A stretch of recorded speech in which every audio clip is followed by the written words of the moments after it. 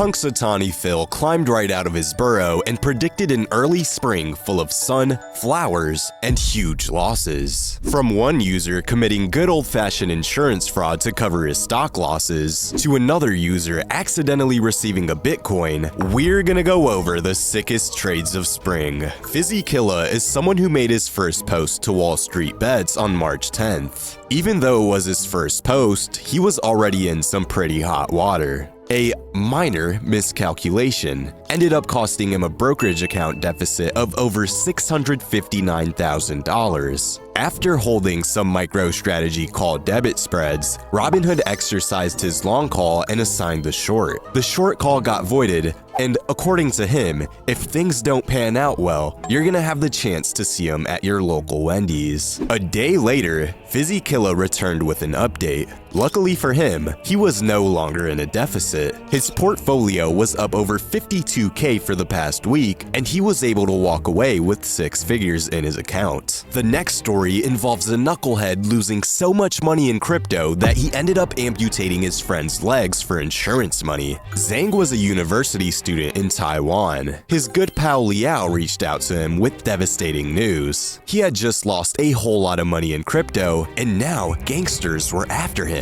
When Zhang heard this, he didn't even break a sweat. These two great minds collided together to cook up a master plan. Liao told Zhang, "Hey man, look, I'm in some hot water. Can you just do me a solid and amputate your legs for me?" Liao persuaded Zhang into amputating his legs to help him dig out of his financial hole. The two were hoping to get a $1.3 million insurance payout. Liao wanted $800,000 of this payout. This means the man who was actually amputating his legs would be getting less money than the one who was just sitting there for moral support. You might be wondering, hey, Liao is the one that got himself into this mess. Why doesn't he just amputate his own darn legs? And although that's a great question, it doesn't matter, cause Zhang and Liao were set on their plan. Early on in January, Zhang purchased various expensive insurance policies. A few days later, it was finally game time for Liao and Zhang. The two drove around Taipei on a motorbike in the evening. They were gonna tell the hospital that Zhang got frostbite from this chilly ride. This was all just a part of their scheme though, because right after this nighttime drive, Zhang went home and soaked both of his legs in dry ice for 10 hours. Zhang made his way to the hospital, but medical staff felt like something was a bit off. They noticed that his legs had no shoe marks or sock marks. On top of this, the frostbite injuries were, for some reason, symmetrical, almost like he was just sitting with his legs in a bucket full of ice. Even more incriminating than that is the fact that on January 26th, the night the two went on the ride, the coldest temperature was 42 degrees. Given that Taiwan is in a subtropical region, getting severe frostbite, as you can imagine, is not something that really happens. After contacting insurance companies, Zhang was only able to get $7,200. That's quite a bit less than the $1.3 million he was hoping for. The story doesn't end here though. A few months later, authorities investigated Zhang and Liao. They found a plastic bucket, insurance documents, a white polystyrene box for dry ice, 8 mobile phones, and a tablet. This is quite the list of items, and police would end up arresting the two almost a year after the incident happened. On top of this, the $7,200 he got from his insurance company would be seized. The moral of this story is that no matter how much money you lose trading 0-day till expiration options, it's never a good idea to amputate your friend's legs. I Has an Email is someone who coincidentally managed to get his hands on a 290x gain. I Has an Email takes us back to the year 2015. One of his travel buddies, who we'll call Alex, was out living it up in Morocco and unfortunately ended up getting mugged while on the trip. I Has an Email is a pretty noble man, so he decided to lend Alex $250 in cash. This was a kind thing to do, but his friend Alex was pretty darn broke. He didn't want to pay him back in cash, but Alex did happen to own some Bitcoin. Bitcoin was trading at $230 a coin, so Alex decided to pay back I has an email through crypto. He sent over 1.05 Bitcoin and they called it even. After a couple years of stagnation, Bitcoin's hype started to snowball. I has an email had insane diamond hands and held onto this Bitcoin for 3 bull runs. His position is now worth $70K and it doesn't seem like he'll be selling anytime soon. If you're someone who is sick and tired of the diciness of the stock market, look no further, because Kalshi, the sponsor of today's video, is the first legal platform in the US where people can trade on events in all 50 states. When doing due diligence on a company, investing in calls or puts is always a bit of a shot in the dark. Even if the company reports phenomenal earnings, poor guidance, wacky IV, or theta can completely soil your position. Kalshi gets rid of this problem by letting you make specific trades on events that are going to happen within companies. Instead of getting calls or puts on Netflix before they report earnings, hoping that everything lines up, you can instead get contracts specifically based on their quarterly subscriber growth. On top of this, the first 500 people who sign up using my link in the description will get a free $20 credit, so why not just sign up and see what you can do with your bonus? Tasty Twix is someone who turned 18 and immediately decided to download Robinhood. He deposited about $1,600, which was pretty much his life savings at the time. He decided to jump in head first and kickstart his options trading journey. He made sure to never use more than a third of his portfolio on a single play. With a string of different calls and puts, he was able to take his $1,600 investment into more than $11K in just 3 weeks. With 5 figures now in his Robinhood portfolio, he was debating on putting the money towards a car or keeping the money in Robinhood and going for $100K. As we all know though, no one withdraws the money this early. He decided he was going for 6 figures. Only 2 days later, he came back with some more good news. He was up 180% on a 1-day till expiration SPY call. He had made his way up to about $20,000 in just about a month of trading. This is pretty impressive considering he was only 18, and he only started trading about a month before this. On March 20th, Tasty Twix came back to WallStreetBets with phenomenal news. He got lucky and took his portfolio to $100K, is what I would have said if he didn't end up losing it all. I went from $6K to $25K to 0 in a month. Tasty Twix now only has $5.48 in buying power. Hopefully he takes this as a valuable lesson and stays away from the risky trades. Jack is a WallStreetBets user who inherited $30,000 from his grandmother and proceeded to lose everything. Jack is a business student who is turning 20 years old this year. His great-grandmother left them with this money so he could make relatively safe investments into real estate. Jack knew he didn't want to invest in real estate though,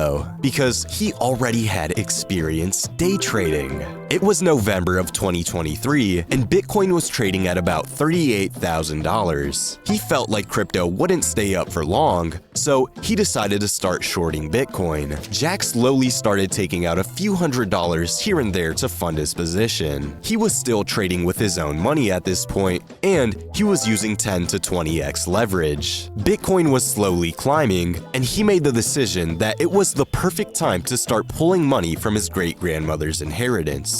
He took out $5K and continued being a diligent day trader. Things initially went pretty well. With his early success, he continued to take out another $10K from the inheritance money. He figured that he was already a professional day trader, so why not take out more money? Surprisingly, things were going smoothly for Jack. He managed to make $10K in a single day, but things were starting to look a little less promising for our sophisticated investor. He started using more and more leverage, eventually reaching the highest legal limit that Kraken would give him, which was 50x. Jack didn't want to blow through his inheritance money, so he started to wonder if it was time to switch from being a bear to a bull. Unfortunately, Bitcoin started going down when he was a bull. Jack was baffled, and he decided to become a bear once again. No matter what animal he decided to be for the day, he was losing money. He threw in another $10,000 as a last-ditch effort to bring his portfolio back to life, but as we know now, Bitcoin's bull rally would completely wipe out his account. Bull Trader K is someone who was willing to put his life on the line for the $1.50 Costco hot dogs. It was March 7th, and Costco was trading at about $786. They were reporting earnings after hours, and Bull Trader K was pretty confident in the company. He buckled up and went on to throw his savings into the company. He was up 38% on his calls during the trading day, but things would take a turn for the worst after hours. Costco dropped over 6%, and Bull Trader K would be out of luck. He came back to WallStreetBets with Nvidia and Costco calls. He was down $20,000 for the day, which was nearly 45% of his portfolio. Bull Trader K still had $25K left in his account, and he felt confident in his ability to get his money back. He hopped on the Lululemon train and waited for them to report earnings. All he needed was for the train to keep chugging along, but unfortunately, the train did not keep chugging along. The train came to a dead stop and broke apart. Bull Trader K's $10,000 worth of calls would be completely wiped out. Lopsided Nectarine is someone who has stumbled upon a groundbreaking financial discovery. Like our buddy Bull Trader K, he also got flipped over by Costco schlock earnings. He was down $18K for the day, which was about 29% of his portfolio, but he says there was a massive glitch in the matrix. That's right, fellas. Whenever a trade doesn't pan out the way you thought it would, don't be too hard on yourself, because it might just have been a glitch in the matrix. Sharp Direction 6894 is someone who made money on WallStreetBets and continued to lose it all in the short span of a few months. Sharp Direction was starting off his year right. He closed out February already being up $38,000 for the year. It was March 8th, and Sharp Direction wanted to see if he could keep bringing in consistent gains. He got 3 Nvidia calls at the $1,100 strike price, 20 calls at the $1,200 strike price, and 20 other calls on SPY at the $525 strike price. These all expired about a month out, so they weren't as risky as some of the other trades we're used to seeing on the subreddit. Nvidia was trading at about $950, so as long as the stock kept pumping, he wouldn't have anything to worry about. Sharp Direction was initially feeling as cool as a cucumber. Nvidia rose by about $20 an hour after market open. He was up about $25K and decided to go on a nice morning run. Sharp Direction was out exercising and enjoying nature.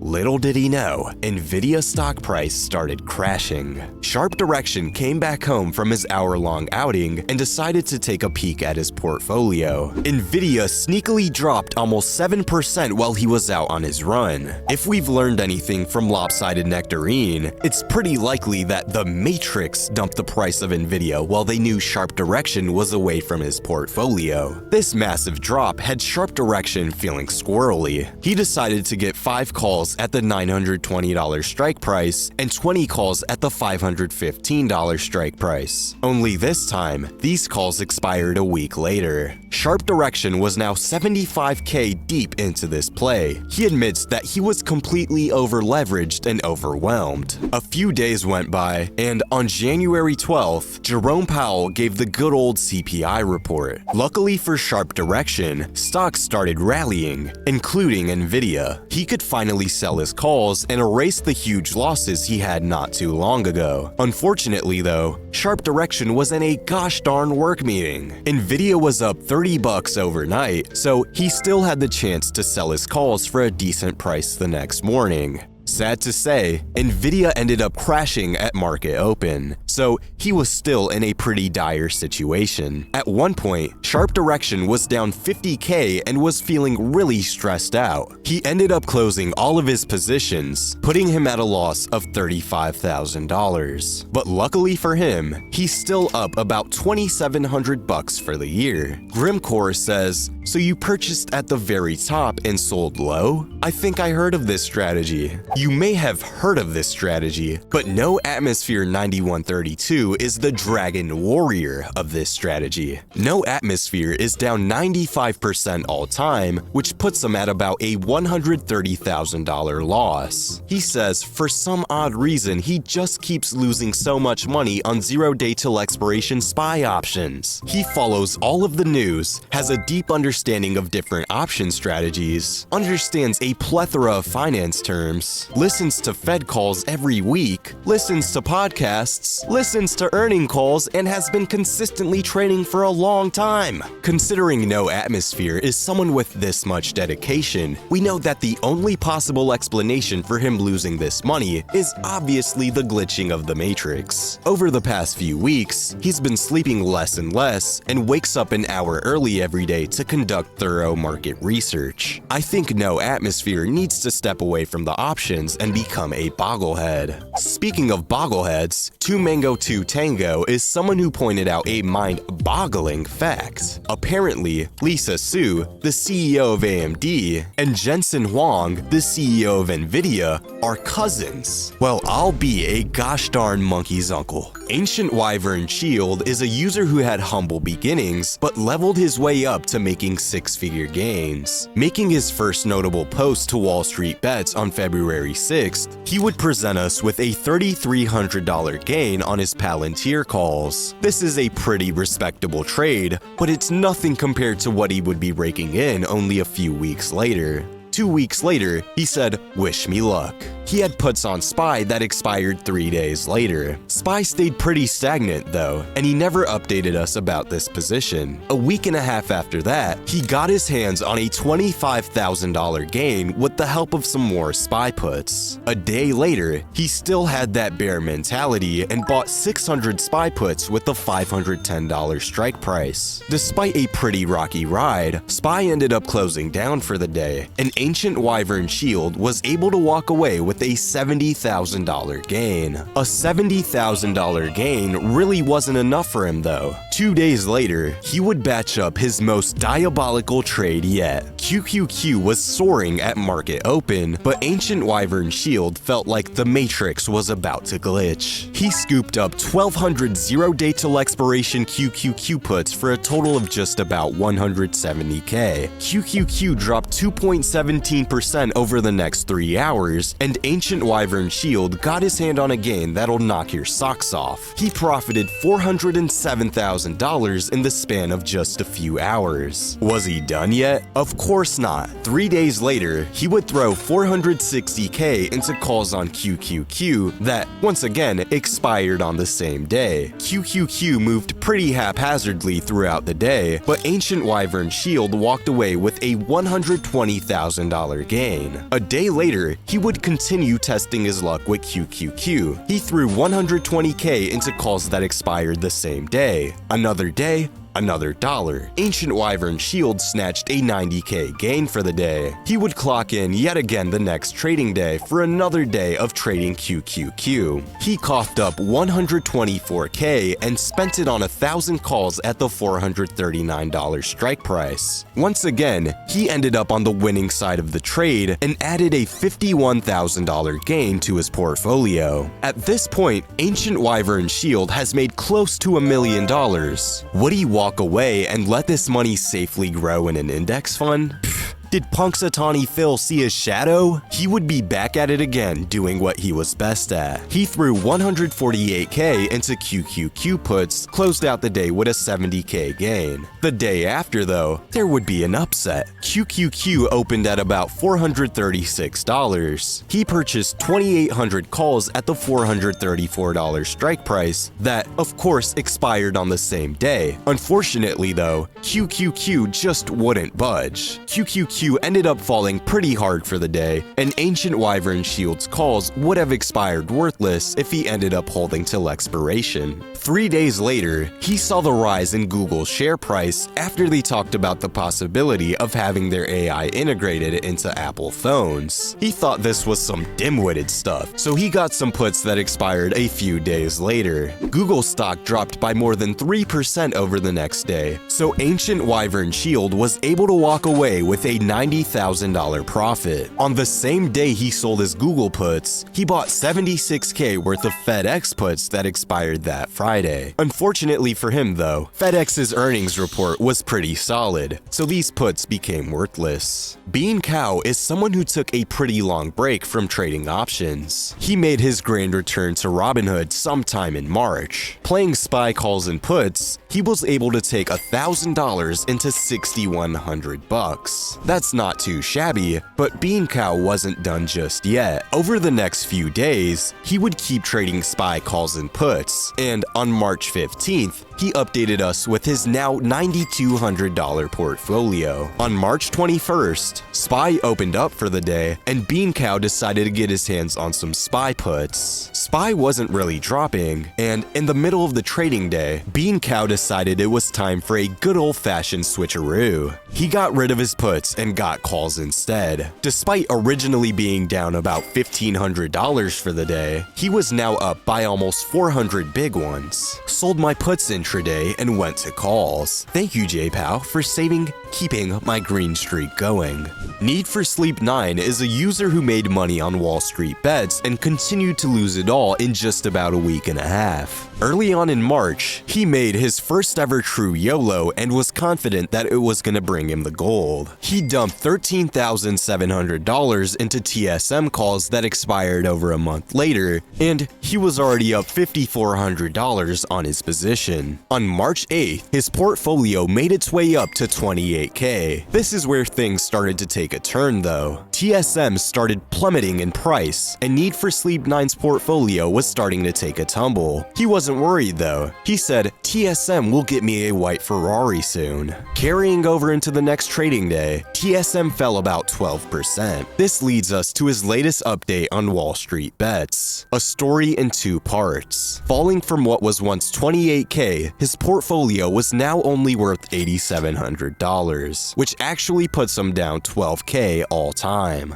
Puzzleheaded Bank 89 is a user who's letting us know that he is out. Starting back in August of 2020, Puzzleheaded Bank began investing in meme stocks and started learning about options soon after. Since then, he has racked up a loss of $96K in his Robinhood portfolio and an additional $15K in his IRA. Also, part of this money he lost was from a $30,000 loan. He's turning 26 soon and still lives with his parents. He could have bought a house if it weren't for doggone Robinhood. According to him, he's gonna tell his family about the loss and go back to the construction grind. Puzzleheaded Bank is an example of what happens when the matrix glitches for 3 years straight. Stock Wizard Sarkis is someone who managed to do what most people on WallStreetBets could only dream of. At the start of March, he made a post with a simple title, "I'm back to zero." After trading for so long and continually losing money, he finally made his way back to just about break even. 2 weeks later, Stock Wizard Sarkis would take things up a notch. With the help of MicroStrategy calls and shares, he was able to take his $66,000 portfolio into $118K.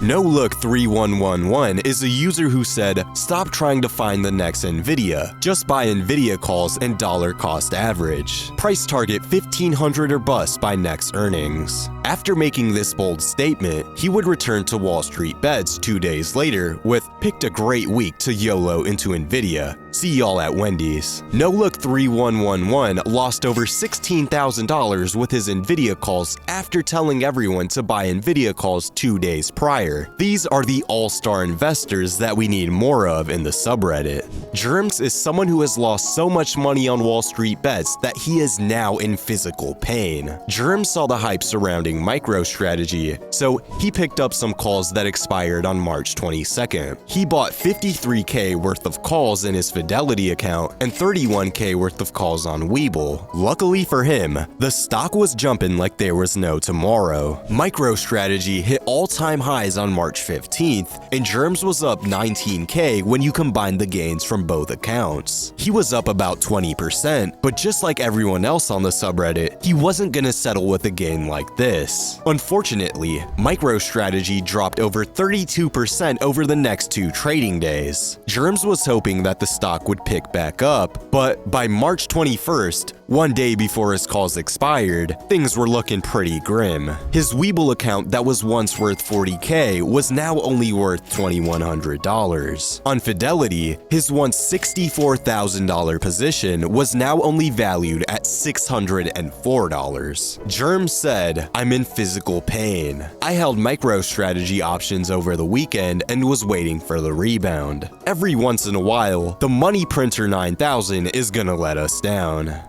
Speculating farmer, the man who was financially ruined thanks to weak pomegranate demand, was pretty dormant on WallStreetBets for a couple of months. This was until he came back on March 7th to let everyone know that SMCI was a big rug pull. The stock was trading at over $1,100, but speculating farmer had a sneaking suspicion that the stock was gonna drop over 10% the next day. This didn't end up happening, but speculating farmer remained bearish on the company.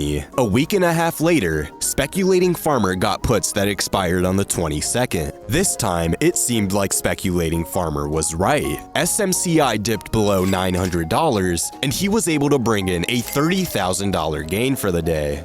Beneficial Battle 42 is someone who took his Roth IRA and threw it into puts on Nike. He's also apparently someone who doesn't know how to take a screenshot on his phone. Beneficial Battle had about 23K on the line, and he was hoping that Nike's earnings would help him have a peaceful retirement. Nike dropped about 7% after reporting lousy earnings, but Beneficial Battle's puts were still out of the money. On the bright side, it looks like he finally found out how to take screenshots now.